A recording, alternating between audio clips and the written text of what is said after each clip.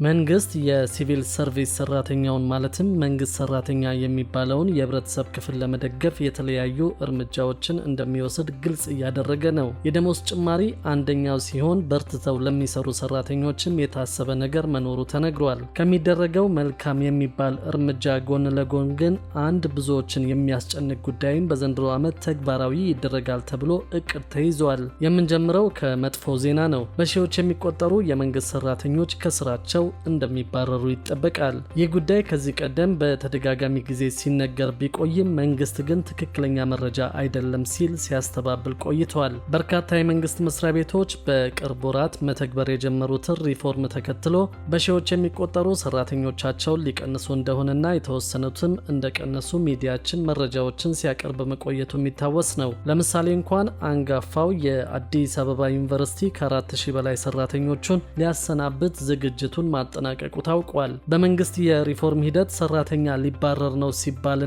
ሲነገር የነበረው አሉባልታ ነው ያለው የሲቪል ሰርቪስ ኮሚሽን ሲሆን በሲቪል ሰርቪስ ሪፎርም ምክንያት አንድ የተባረረ ሰራተኛ አለመኖሩንና የሪፎርሙ ዓላማም ሰራተኛን ማባረር እንዳልሆነ አስረድቷል። የሲቪል ሰርቪስ ኮሚሽን አይሸሹም ዞራሉ የሚመስል ነገር ነው ይፋ ያደረገው። ኮሚሽነሩ ዶክተር መኩሪያ ኃይሌ ከተጀመረው የሪፎርም ስራ ጋር በተገናኘ የማትጊያ መመሪያ ለማውጣት ዝግጅት እየተደረገ መሆኑን ተናግረዋል። በዚህም መሰረት እንግዲህ 40,000 ያህል ሰራተኞች ጡረታ እንደሚወጡ በይፋ አሳውቀዋል። ጡረታ ነው እንጂ ቅነሳ አይደለም እንግዲህ ያሉት። ይህ ደግሞ ከፍተኛ የሰራተኛ ቅነሳ እንደሚያስከትል ነው የሚጠበቀው። በርካታ ሰራተኞች ከስራ በጡረታ ስም እንደሚቀነሱ በመንግስት በኩል ይፋ ቢደረግም ግን ከዚሁ ጎን ለጎን ደግሞ በስራቸው ለሚቀጥሉ የመንግስት ሰራተኞች ጥሩ የሚባሉ እድሎች ተመቻችተዋል። በዚህ እድል ተጠቃሚ የሚሆኑት ሰራተኞች በስራ አፈጻጸማቸውና በፈተና የሚለዩ ይሆናል። ዓላማው ሰራተኛውን ማብቃት መሆኑን በቅርቡ በጸደቀው በሰራተኞች ህግ ላይ ተደንግጓል። ዋነኛ ዓላማው ግን ሰራተኛ መቀነስ ሳይሆን ሰራተኛን ማብቃት መሆኑን በመጥቀስ መንግስት እርምጃውን የወሰደበትን ምክንያት አሳውቋል። ብቁ ሰራተኛ ለመፍጠርና ለማብቃት የሚረዱ ሞጁሎች፣ ማኑዋሎችና ደንቦች እንዲሁም ብቁ ሲቪል ሰርቪስ ለመገንባትና ስርዓቱ የሚዘረጋበት ደንብ ተዘጋጅቶ ለሚኒስትሮች ምክር ቤትም ቀርበዋል። ወደ 144,000 የሚጠጉ ሰራተኞችን ቴክኒካዊና ባህሪያዊ ብቃት ለመመዘን የሚያስችሉ የፈተና ጥያቄዎች ተዘጋጅተው ሚስጥራዊነታቸው ተጠብቆ ወደ ባንክ እንደገቡም ነው እንግዲህ የሲቪል ሰርቪስ ኮሚሽን እወቁልኝ ያለው። ፈተናዎቹ ለ1103 የስራ መደቦች የተዘጋጁ እንደሆነም ታውቋል። በተያዘው ዓመት የመንግስት ሰራተኞች ቆጠራም ይከናወናል። በዚህ የቆጠራና የማጥራት ሂደት በስራ ላይ ሳይኖር ደሞዝ የሚከፈለው እንዲሁም ከስራ ለቆ ደሞዝ የሚከፈለውና 2 እና 3 ቦታ ደሞዝ የሚከፈለውን ለማጥራት ዝግጅቱ መጠናቀቁን የተገለጸው። ቅጥርና የሰው ኃይል ስምሪት በአርቲፊሻል ኢንተለጀንስ አማካኝነት ለመጀመር ቅድመ ዝግጅት መደረጉም ነው የታወቀው። የዓለም አቀፍ የኢንዱስትሪ ክፍፍልና የሙያ መደብ ልምዶችን ባማከለ አሰራር ገለልተኛ የሆኑ መለኪያዎች እንዲኖሩ በማድረግ አደረጃጀትና የሰው ኃይል ብዛትን ለመወሰን የዓለም አቀፍ ምርጥ ተሞክሮ በመውሰድ የሰው ኃይል እንዳይበዛና በተመሳሳይ ጊዜም እጥረትም እንዳይኖር የስራ ሂደት እየተቀረጸ መሆኑን ነው መንግስት እየገለጸ የሚገኘው። ይህንን የሚያልፉ የመንግስት ሰራተኞችን ህይወት ለማሻሻል ደግሞ በየዓመቱ መጨረሻ ቦነስ የሚያገኙበት አሰራርና የመኖሪያ ቤት ችግራቸውን የሚፈታበት ስርዓት እንደሚፈጠር መንግስት ይፋ አድርጓል። አዲሱ መመሪያን መሰረት በማድረግ በየዓመቱ ጥሩ ውጤት የሚያመጡ የመንግስት ሰራተኞች ቦነስ የሚያገኙበት ሁኔታ ይፈጠራል። ይህ ደግሞ ለመንግስት ሰራተኞች የመጀመሪያው መልካም አጋጣሚ እንደሚሆን ነው የሚጠበቀው። ከከተማና መሰረተ ልማት ሚኒስቴር ጋር በመሆን ደግሞ የመንግስት ሰራተኞች የቤት ችግርን የሚፈታበት መንገድ በተመለከተም ንግግር ተጀምሯል።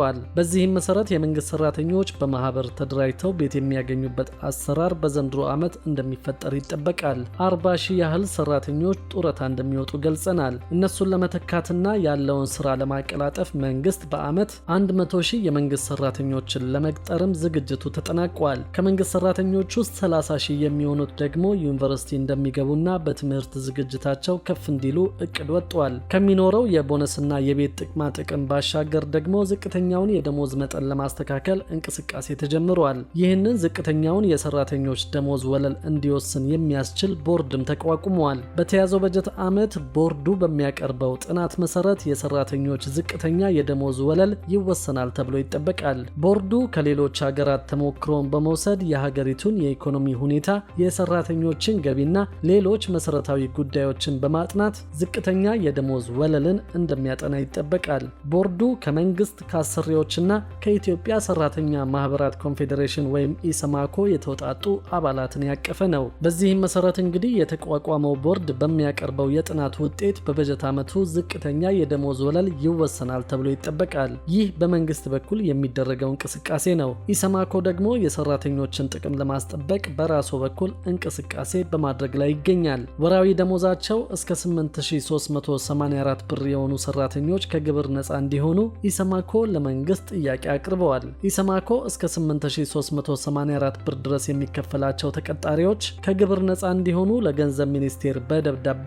እንደጠየቀ ነው ያስታወቀው። በማናቸውም ቀጣሪ ተቋማት የሚሰሩ ሰራተኞች በወር ከ8384 ብር እስከ 22974 ብር ድረስ ደሞዝ የሚያገኙ ሰራተኞች 10 በመቶ ግብር እንዲጣልባቸው መንግስትን መጠየቁን ይፋ አድርጓል። ከ22975 ብር እስከ 44530 ብር ወራዊ ደሞዝ ተከፋዮች ደግሞ 15 በመቶ እንዲሁም ከ44531 እስከ 72336 ብር የሚከፈላቸው ደግሞ 20 በመቶ እንዲሁም ከ72337 እስከ 107449 ወራዊ ደሞዝ የሚከፈላቸው የ25 በመቶ ግብር እንዲጣልባቸው ነው የተጠየቀው። በቀረበው ሐሳብ መሰረት ከ107450 ብር እስከ 150107 ብር ድረስ የሚከፈላቸው ሰራተኞች 30 በመቶ ግብር እንዲሁም 150108 ብርና ከዚያ በላይ የሚከፈላቸው ተቀጣሪ ሰራተኞች ደግሞ 35 በመቶ ግብር እንዲከፍሉ ነው ጥያቄ